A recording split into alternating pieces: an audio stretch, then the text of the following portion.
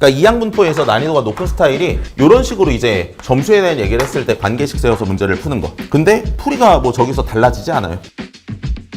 주머니 A에는 숫자 1, 2, 3, 4가 하나씩 적힌 4장의 카드가 있어요. 그리고 주머니 B에는 1, 3, 5가 적혀있는 3장의 카드가 있다. 주머니 A, B를 사용하여 다음 규칙에 따라 점수를 얻는 시행을 한다. 봐봐, 이게 점수를 얻는 이런 시행을 한다는 거지. 그럼 이제 몇 번 나왔냐 횟수에다가 점수를 곱하면서 처리하는 게 중요해진다는 거야. 문제풀이 방식이. 그래서 계속 해볼게. A, B에서 각각 카드를 임의로 한 장씩 꺼내어 적힌 수를 확인한 후 각각 카드에 꺼낸 주머니에 다시 넣는다. 내 A에서 꺼낸 카드에 적힌 수를 A라고 하고 B에서 꺼낸 카드에 적힌 수를 B라고 할 때 A가 B보다 큰 B점을 얻는다. 그러니까 여기서 생각을 이렇게 그냥 작은 카드의 점수를 얻는다. 그리고 A가 B보다 커나 같으면 3점을 얻는데요. 그럼 지금 생각을 해보니까 뭐 이렇네. 봐봐. 여기서 이 생각을 해보면은 지금 점수를 어떻게 받을 수 있는지 보니까 예를 들어서 얘가 1을 뽑았어. 뭐 얘가 3을 뽑았어. 이런 식으로 뽑았다고 하면 몇 점을 얻는 거야? 3점을 얻는 거죠. 3점. 그렇죠? 여기서 뽑는 애가 A인 거고 여기서 뽑는 애가 B가 되는 거니까. 자, 그런데 이제 A가 B보다 클 때를 생각해 보면은 뭐 예를 들어서 이런 거죠. 얘가 3을 뽑았어. 얘가 1을 뽑았어. 그럼 이제 1점을 얻는다고 생각을 할 수 있는 거지. 자, 그리고 여기서 얘가 4를 뽑았어. 얘가 3을 뽑았어. 그럼 3점을 얻는 거지.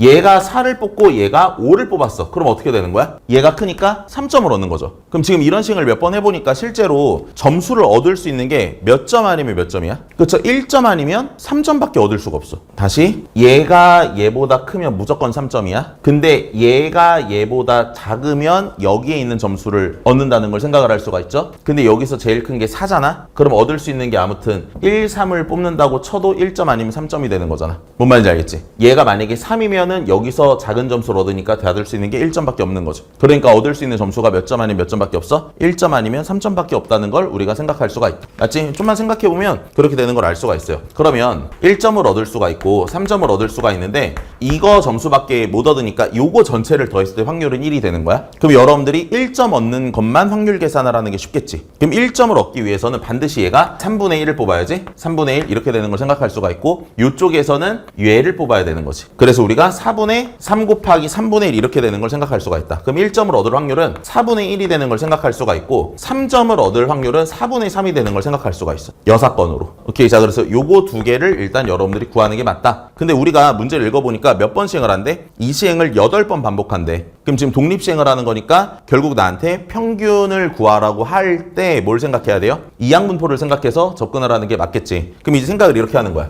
1점 얻은 횟수를 우리가 확률 변수 y라고 잡아볼게. 그럼 이 y라는 애가 이항분포를 따르는데 8번 시행하고 1점을 한번 얻을 확률이 4분의 1 된다라고 생각할 수가 있겠죠. 그리고 이제 우리는 문제에서 얘기한 게 점수의 총합을 확률 변수 x라고 했잖아. 그럼 점수는 1점 얻은 게 y번 있으니까 1 곱하기 y 이렇게 써줘야 되고 그리고 3점을 얻는 거는 총 8번 시행을 하니까 8번에서 y를 빼면 3점을 얻는 횟수가 되겠지. 여기다 곱하기 몇을 해주자는 거야? 여기다 곱하기 3을 해주자는 거죠. 그럼 결국 요 x라는 애는 정리를 해보니까 뭐가 되는 걸 알 수 있어요? 마이너스 2y 플러스 24가 되는 걸 생각을 할 수가 있다. 그래서 우리가 요 관계식을 알고 있으니까 뭘 구할 수가 있다? 평균과 분산 다 구할 수가 있겠지. y에 대한 평균, y에 대한 분산 구할 수 있고 확률 변수 관계식으로부터 x에 대한 평균과 x에 대한 분산을 구할 수 있겠죠? 그러면 결국 변수 제곱의 평균 구할 수 있다 없다? 구할 수 있겠지. 그치? 그래서 하나씩 이제 공식 적용을 해봐야 되니까 써보면 이 y는 np예요. 둘을 곱하니까 몇이 돼? 얘가 2가 되는 걸 생각할 수가 있겠다. 그리고 vy에 대해 생각해보면 여기다가 4분의 1을 곱하니까 얘가 2분의 3 나오는 거 생각할 수가 있죠. 4분의 3을 곱해야 되니까. 자, 그런 다음에 여기서 이제 x의 평균,